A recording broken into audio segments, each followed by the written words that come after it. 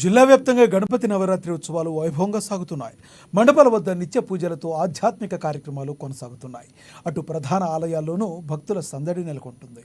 అందులో భాగంగానే రిమ్స్ మహాగణపతి దేవాలయంలో వినాయక ఉత్సవ సందర్భంగా ప్రత్యేక కుంకుమార్చన పూజలు నిర్వహించారు.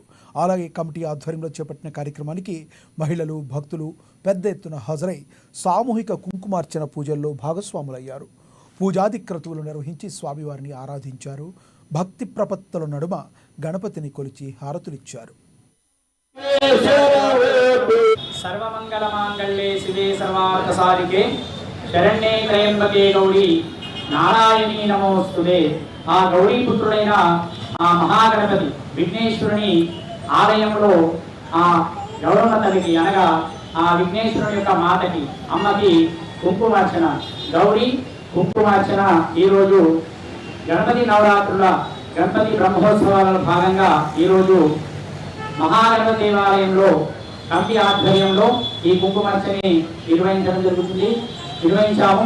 మా మహిళలు చాలా పెద్ద ఎత్తున ఈ కుంకుమార్చనలో పాల్గొనడం జరిగింది.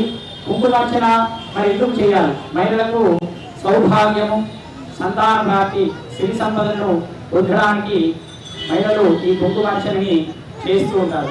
మహాగణపతి దేవాలయంలో కూడా ఈరోజు సామూహికంగా మహిళలచే కుంకుమార్చనని నిర్వహించడం జరిగింది. సర్వేజనం సుఖినో భవంతు. అందరూ ఆదిలాబాద్ పట్టణ వాసులందరూ, ఆదిలాబాద్ చుట్టుపక్కల